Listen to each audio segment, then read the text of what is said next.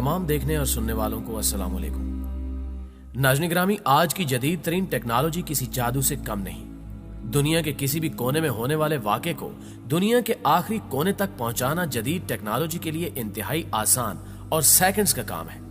जबकि इंसान ने अपनी ज़हनी सलाहियतों के इस्तेमाल से आज के इस मॉडर्न दौर में ऐसी मशीन्स ईजाद कर ली हैं जिन्हें देखकर अक्ल आदम दंग रह जाए।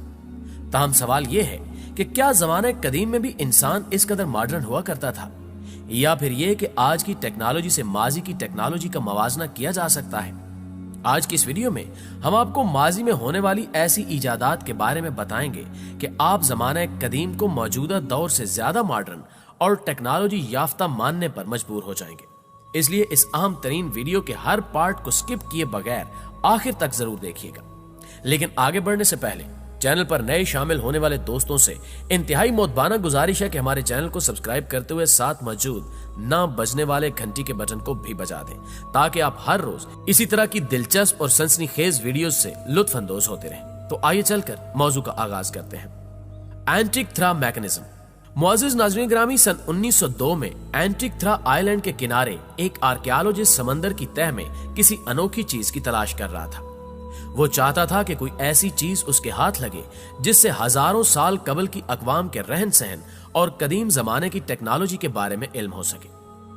आखिरकार उस आर्कियोलॉजिस्ट की मेहनत रंग लाई और उसे एक टूटा फूटा बहरी जहाज समंदर की तह में पड़ा मिला। जब उस शख्स ने जहाज का मुआयना किया और उसके अंदरूनी हिस्सों की जांच पड़ताल की तो उस शख्स को कई कीमती अशिया मिली। दरअसल ये अशिया सदियों पुरानी थी। यही वजह थी कि इनकी कीमत अरबों डॉलर्स थी।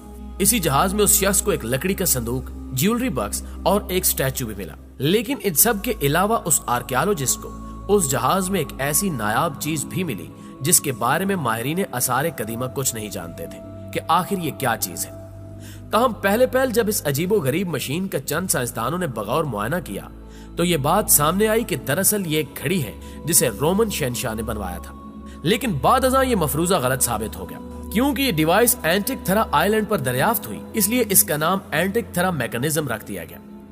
बाद साइंसदानों ने इस अजीबो गरीब मैकेनिज्म को समझने के लिए पूरी जिंदगी सर्फ कर दी, ताहम कुछ खास मालूमात ना मिल सकी। कई सालों बाद जब सभी ने इस पर रिसर्च से हार मान ली तो उन्होंने इसे यूनान के एक म्यूजियम में भिजवा दिया ताकि ये महफूज रहे। लेकिन आज के दौर में जब साइंस इस कदर तरक्की कर चुकी है तो साइंसदानों ने सोचा कि क्यों ना एक मर्तबा फिर से एंटिक-थ्रा मैकेनिज्म को अच्छे तरीके से एनालाइज किया जाए और इसके अंदर छुपे राजों का पता लगाया जाए। नाज़रीन ग्रामी, माहिरीन का सबसे पहला कदम यह था कि वो ये देखना चाहते थे कि एंटिक-थ्रा मैकेनिज्म के अंदर क्या क्या चीजें नस्ब हैं, जिसके बारे में जानने के बाद ये इसके काम का पता लगा सके। मगर इस काम के लिए उन्हें एंटिक-थ्रा मैकेनिज्म का एक्सरे करना था, और इसका एक्सरे करने के लिए जिस मशीन का इस्तेमाल होना था वो कोई मामूली मशीन नहीं थी, बल्कि ये इंग्लैंड में मौजूद इकलौती स्कैनर मशीन थी। जबकि एंटिक-थ्रा बहुत ही नाजुक और पुराना था, जिस वजह से इसके टूटने या खराब होने का खतरा था। इसलिए इस एक्सरे मशीन को खास तौर पर इस काम के लिए इंग्लैंड से यूनान लाया गया। इस मशीन की मदद से जब एंटिक-थ्रा मैकेनिज्म का एक्सरे किया गया तो इस एक्सरे के नताइज ने पूरी दुनिया को एक मर्तबा फिर हैरत में मुब्तला कर दिया, क्योंकि इस एक्सरे में इसके अंदर कई तरह के गेयर्स और मैकेनिज्म्स दिखाई दे रहे थे। इसके बाद इस पर मजीद रिसर्च करने पर मालूम हुआ कि ये कोई आम आर्टिफैक्ट नहीं बल्कि 2000 साल पुराना एक एडवांस कंप्यूटर है जिसे उस वक्त की किसी कौम ने बनाया था। आपको शायद ये जानकर हैरत हो कि उस वक्त का ये एडवांस कंप्यूटर सोलर सिस्टम और दूसरी दुनियाओं के बारे में मालूमात फराहम किया करता था। इसमें कई तरह के गेयर्स और लीवर्स मौजूद थे जो सोलर सिस्टम में मौजूद सितारों और सितारों के बारे में मालूमात फराहम करते थे। इंजीनियर्स ने जब इस मैकेनिज्म को देखा तो वो भी परेशान हो गए, क्योंकि आज के इस जदीद दौर में भी इस तरह की कोई चीज बनाना निहायत मुश्किल काम है, और ये कंप्यूटर तो 2000 साल कबल बनाया गया था। जबकि हमारा मानना है कि साइंस और टेक्नोलॉजी में जिद्दत चंद साल कबल ही आई है, जबकि मॉडर्न कंप्यूटर की तारीख भी 100 साल से ज्यादा पुरानी नहीं है। तो फिर 2000 साल कबल इस तरह के हैरान कुन मैकेनिज्म वाला कंप्यूटर बनाना आखिर कैसे मुमकिन हो सकता है? इस एंटिक-थ्रा मैकेनिज्म को देखने के बाद हम ये सोचने पर मजबूर हो जाते हैं कि जमाने कदीम के इंसानों के पास ऐसी हैरत अंगेज एडवांस टेक्नोलॉजी मौजूद थी जिसकी मदद से उन्होंने ये कंप्यूटर बनाया। लेकिन बावजूद इसके कई अहम सवालात और भी जन्म लेते हैं कि आखिर इतने सालों तक ये टेक्नोलॉजी इंसानी नजरों से ओझल क्यों रही और हम तक ये क्यों नहीं पहुंची। इस हवाले से साइंसदान कहते हैं कि शायद आज से हजारों साल पहले भी इस दुनिया में हमसे ज्यादा एडवांस कौमें आबाद थी, लेकिन ऐसा क्या हुआ कि ऐसी टेक्नोलॉजी हम तक पहुंचने से पहले ही खत्म हो गई और हम तक इसके कुछ सबूत ही पहुंच सके, जिनके बारे में भी हमें कुछ ज्यादा मालूमात नहीं है। इस मैकेनिज्म को देखते हुए कुछ लोगों का कहना है कि इस तरह की कोई चीज उस वक्त कोई इंसान नहीं बना सकता था, बल्कि ये एलियंस का बनाया गया कंप्यूटर है। लेकिन ये पहली बार नहीं है कि किसी आर्टिफैक्ट को एलियंस के साथ जोड़ा जा रहा है, ऐसा पहले भी कई मरतबा हो चुका है। दोस्तों, सन 1912 में विल्फ्रेड वॉयनिक नामी एक बुक डीलर अपने काम के सिलसिले से इटली गए हुए थे।